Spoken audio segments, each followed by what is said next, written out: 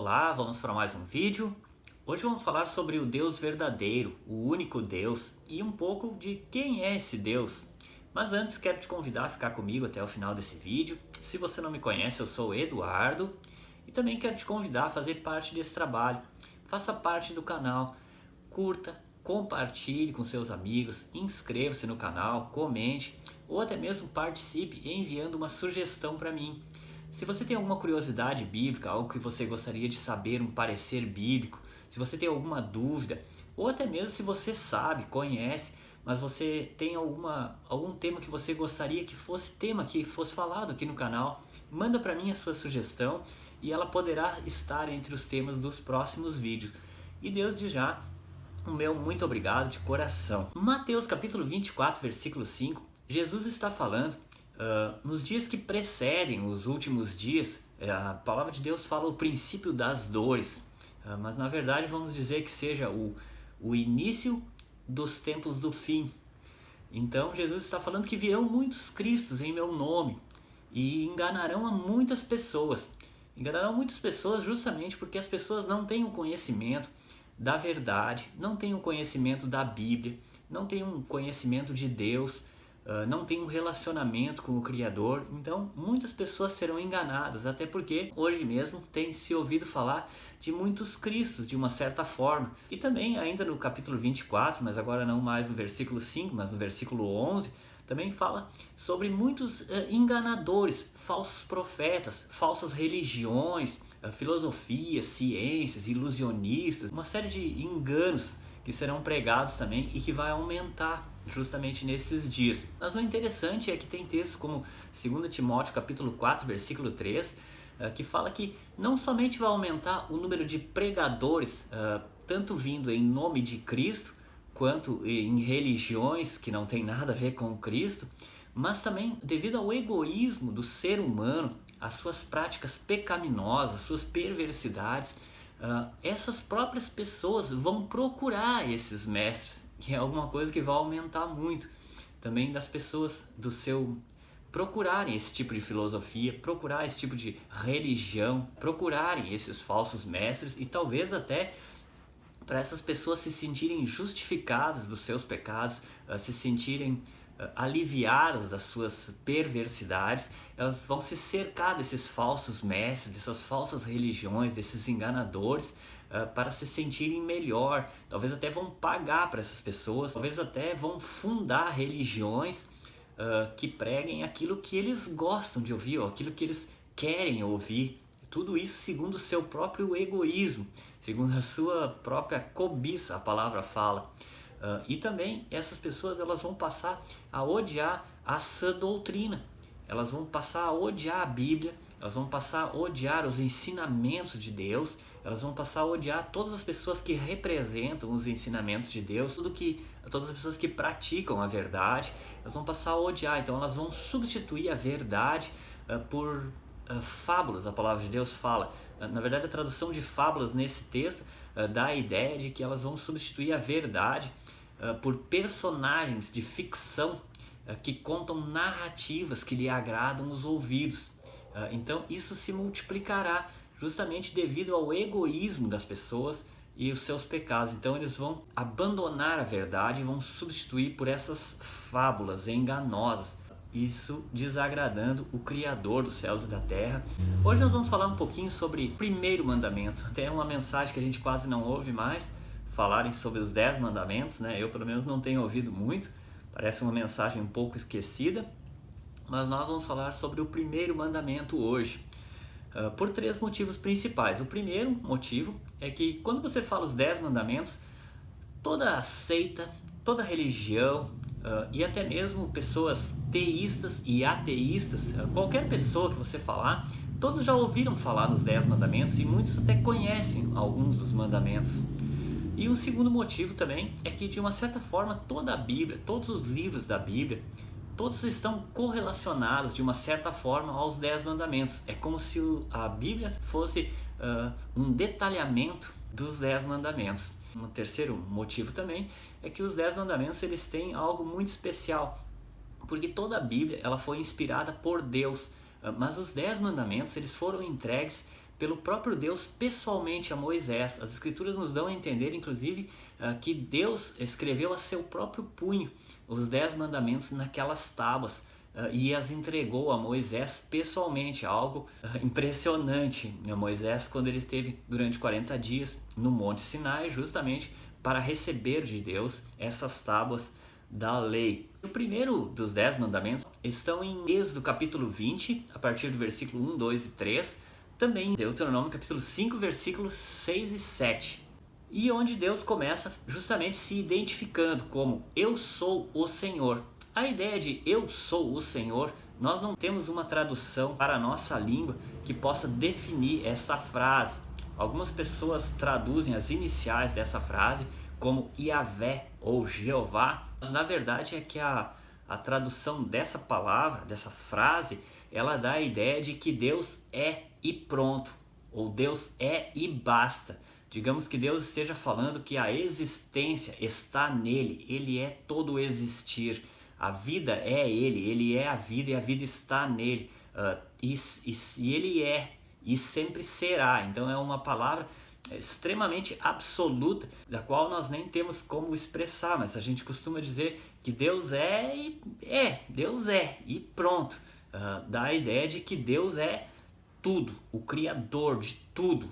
Deus sustenta tudo, Deus é absoluto. Então é uma frase absoluta, tanto de ser, do ser, como de tempo também. Deus é e será para sempre, tudo, em todos.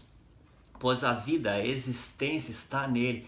Portanto, nós podemos definir esse eu sou o Senhor como Deus é.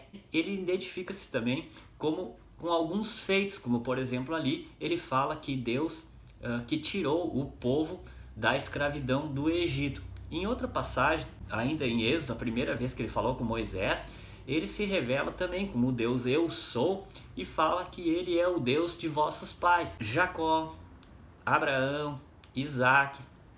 Então, toda essa identificação de Deus é justamente para que nós possamos compreender que ele se revela através da Bíblia, que ele é o Deus da palavra. Ele manifesta-se pela palavra, através da Bíblia, que nós podemos conhecer o caráter de Deus, os planos de Deus, o padrão de Deus, a sua essência. Manifeste pela palavra, que se revela pela palavra, que nós possamos conhecê-lo pela Bíblia, pelas Escrituras. A Bíblia justamente que começou a ser escrita por Moisés nesse tempo, que foi quem escreveu os 5 primeiros livros da Bíblia, dos quais nós chamamos o Pentateuco, os 5 primeiros livros da Bíblia, escritos por Moisés. Claro, a Bíblia não dessa forma que nós conhecemos hoje, com todos os livros inspirados por Deus, num só livro, encadernados, mas sim uma Bíblia, palavra de Deus, livro por livro, e onde começou a ser escrito por Moisés. Mas de qualquer forma, para nós podermos compreender que Deus é o Deus da Bíblia. Inclusive no Novo Testamento, João começa falando justamente isso, que no princípio era o Verbo, e o Verbo estava com Deus, e o Verbo era Deus. E depois ainda João segue falando, todas as coisas foram feitas por intermédio do Verbo, ou seja, da palavra. Sem o Verbo, nada do que foi feito viria a existir ou seria, porque o Verbo estava com Deus e o Verbo era Deus.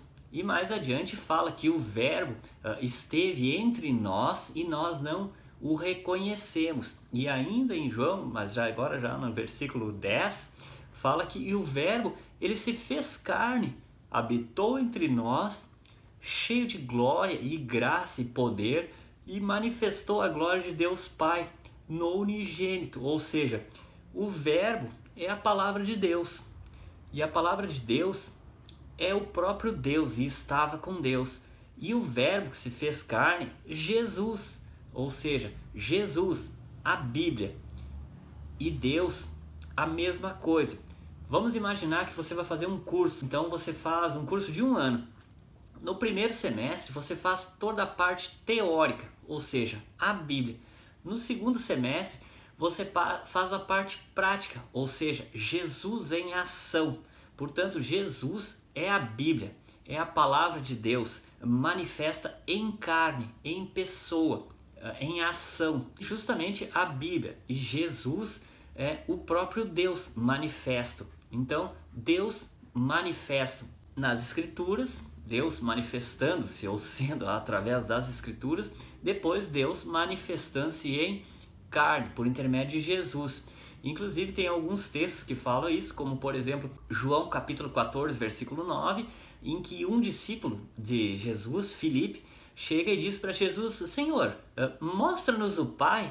E Jesus até, parece a ideia no texto que Jesus até se indigna com ele, diz assim: cara, tu tá brincando comigo, né? Como assim mostra-nos o Pai? Jesus pergunta. Então ele diz: cara, há tanto tempo que eu tô no meio de vocês e tu vem me perguntar, mostra-nos o Pai? Tu não tá me vendo? Eu e o Pai somos um. De modo que as palavras que eu falo, elas não são minhas, mas elas são do Pai, porque eu estou no Pai e o Pai está em mim.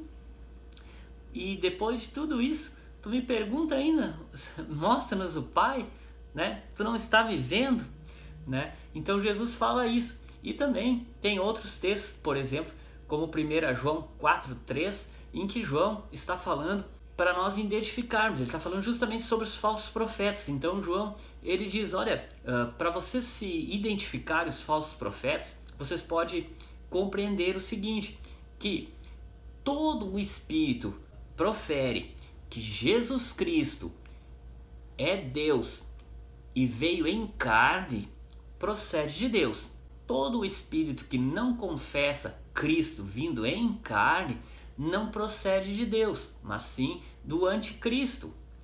Portanto, justamente para nós identificarmos os falsos profetas dos verdadeiros profetas e da verdadeira mensagem bíblica. Então, Deus, após se identificar como sendo o Deus da Bíblia, para que nós possamos compreender que Ele é o Deus da Bíblia. Depois de Deus se identificar, então Deus fala: não terás outros deuses diante de mim. Esses outros deuses diante de mim, é claro que não existem, tanto é que eles estão com a palavra Deus em D minúsculo, ou seja, não é um nome. Por quê? Porque não existe outros deuses, não existe outro Deus, só existe um Deus verdadeiro. Na verdade, o que acontece é que nós, a partir do nosso egoísmo, do nosso egocentrismo, da nossa criatividade, é que criamos falsos deuses para nós e passamos a venerá-los, ou adorá-los, ou segui-los, ou nos orientar a partir da no nosso próprio egocentrismo. Mas o fato todo é que só existe um Deus, o Deus da Bíblia. Quando Deus está falando não terás outros deuses diante de mim, é justamente porque Ele é o melhor, Ele é o único, Ele é Deus, Ele é verdadeiro. E o máximo que nós conseguimos fazer quando temos outros deuses que nem existem, que são frutos da nossa imaginação, da nossa criatividade, do nosso egoísmo, o máximo que nós conseguimos é criar falsos deuses, falsas esperanças, falsas expectativas em seres que não existem, porque só existe um Deus. E todo o ser que não está em conformidade com a palavra, na verdade não é Deus, é um Deus fruto do nosso egocentrismo, fruto da nossa imaginação, fruto da nossa desobediência.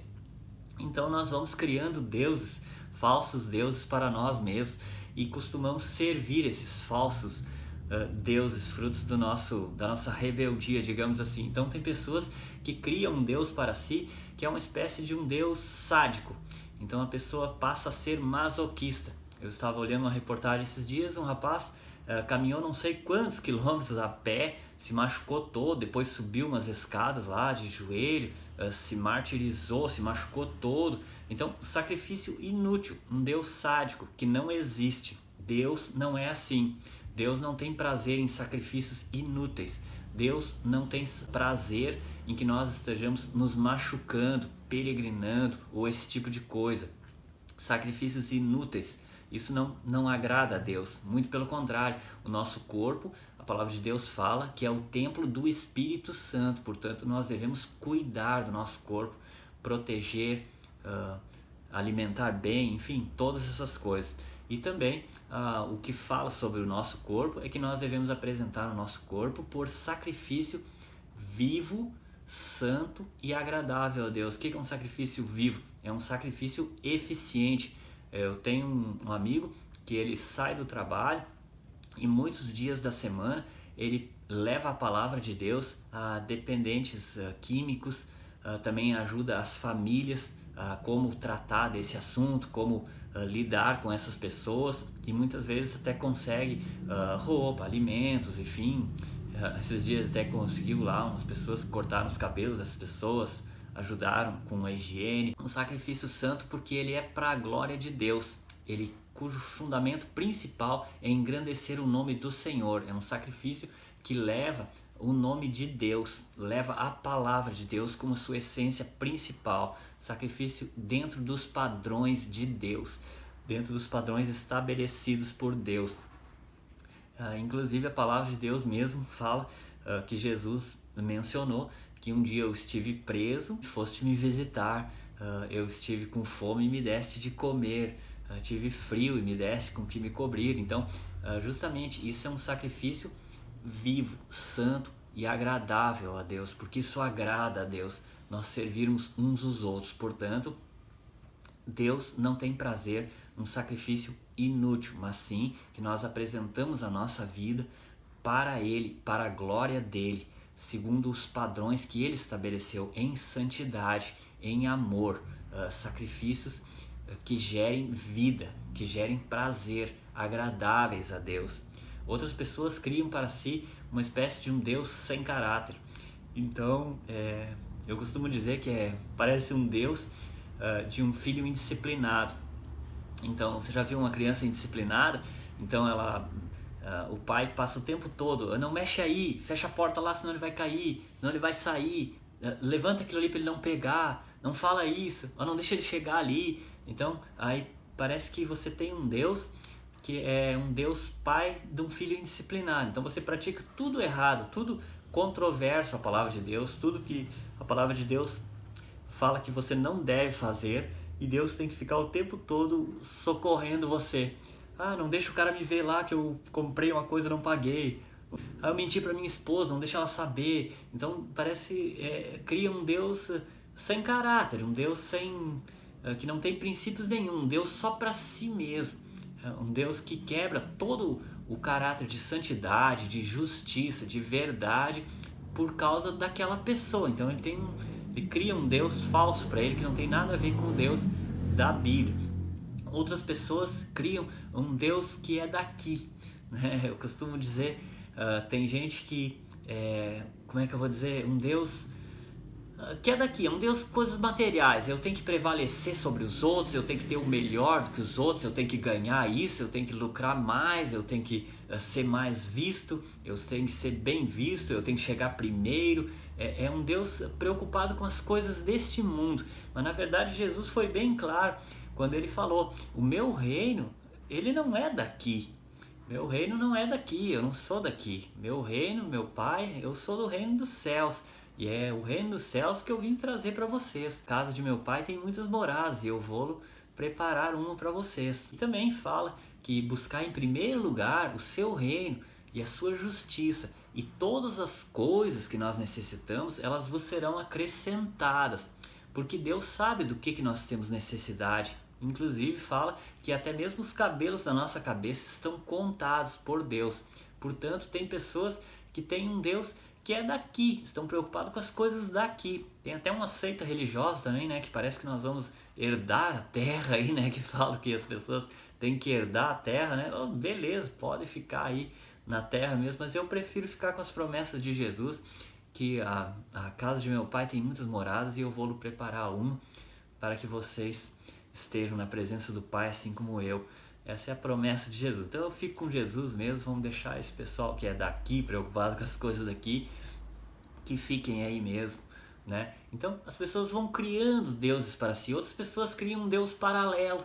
Como que é um Deus paralelo? É um Deus que você leva aonde você quer, no momento que você precisa, e no momento que você não quer, você deixa Deus. Então você pratica uma religião, uma outra religião. Então você vai lá na adivinhação, você vai lá no espiritismo, você vai enfim, um monte de religiões, ou você vai até no baile funk, vai qualquer lugar, aí você deixa Deus em casa. Ou ao contrário, você deixa Deus no trabalho, quando você entra dentro de casa você é outra pessoa. Ou você diz, ó Deus, agora tu fica em casa que eu vou lá praticar uma religião oposta à tua palavra, que contradiz teus ensinamentos. Então Deus fica ali na rua, esperando dentro do carro, depois você volta, busca Deus de novo. Então é um Deus paralelo, você leva para onde você quer, guarda em casa ou guarda em um determinado lugar e você deixa ele. Então as pessoas vão fazendo inúmeros deuses, eu citei alguns aqui, mas eu tenho certeza que se você refletir um pouco na sua vida, você vai lembrar de muitos outros deuses e muitos tipos de deuses que as pessoas fazem para si próprio. Mas na verdade todas essas coisas só nos revelam que, na verdade, o seu Deus está sendo você mesmo. Mas o Deus verdadeiro, ele te convida para que você não tenha outros deuses diante dele. Ele quer ser o seu Deus para sempre. Em Deuteronômio 6:5, também em Marcos 12:30, Moisés em Deuteronômio e Jesus em Marcos resumiram os 5 primeiros mandamentos em: amarás o Senhor teu Deus de todo o teu coração, de toda a tua alma, de todo o teu entendimento e de todas as tuas forças. De todo o teu coração. Que no teu coração não haja espaço para o teu egoísmo, mas sim que a presença de Deus encha, transborde, que Ele seja o Senhor do teu coração, de toda a sua alma. Ame a Deus com tudo que você é, com tudo que você tem, com tudo que você pode fazer. De todo o entendimento, busque, tire tempo para aprender com Deus, para aprender de Deus. A leitura da palavra, a oração, ouvir, aprender, estudar. Amar a Deus é tirar um tempo para ouvir a Deus, para entender a Deus e conhecer a sua vontade, de todas as suas forças. Tem um exemplo interessante em Daniel, capítulo 3. Então, Sadraque, Mesaque e Abdenego, eles tiveram uma ordem do governo para se prostrar diante de um ídolo. E eles não aceitaram, porque eles conheciam o verdadeiro Deus, que era o Criador de todas as coisas, que foi quem criou os homens que fizeram aquele ídolo. Portanto, eles conheciam o Deus absoluto e eles não obedeceram. Eles foram amarrados, foram presos e foram jogados numa fornalha a fim de serem queimados. Eu não sei se eles tinham a convicção de que Deus iria salvá-los, mas eles permaneceram amando a Deus acima de todas as suas forças. Mesmo amarrados, mesmo presos e jogados na fornalha, eles amaram a Deus. E aqueles homens presenciaram a glória de Deus. Quando eles olharam para dentro da fornalha, eles viram não só os 3, mas eles viram 4 homens, sendo os 3 que eles tinham jogado e o próprio Deus. E todos eles desamarrados, passeando dentro do fogo, sem se queimarem. Este é o nosso Deus, esse é o Deus verdadeiro, é o Deus que te convida a ter um relacionamento com Ele. Jeremias capítulo 28, 29, haviam muitos falsos profetas também naquele tempo, pregando enganações e todo tipo de sinais e prodígios, pregando vida fácil. Apenas Jeremias se manteve firme, profetizando, pregando a palavra de Deus. O povo tinha se corrompido. Deus tinha deixado de ser primícia na vida deles. Portanto, eles foram escravizados e levados cativos para o Império Babilônico. Jeremias ainda pregou arrependimento, conversão, para que eles voltassem para o Senhor, para que eles pudessem buscar o Senhor de todo o coração, pudessem se arrepender dos seus pecados, pudessem voltar-se para o Senhor. Então o Senhor falou: eu é que sei que pensamentos tenho a vosso respeito, pensamentos de bem e não de mal, para vos dar o fim que desejais. Passareis a orar a mim, e eu te ouvirei. Quando me buscares de todo o vosso coração, serei achado de vós, e mudarei a vossa sorte. Quero te abençoar, que o Senhor faça resplandecer o seu rosto sobre ti e tenha misericórdia de ti todos os dias da tua vida. Deus te abençoe e até o próximo vídeo.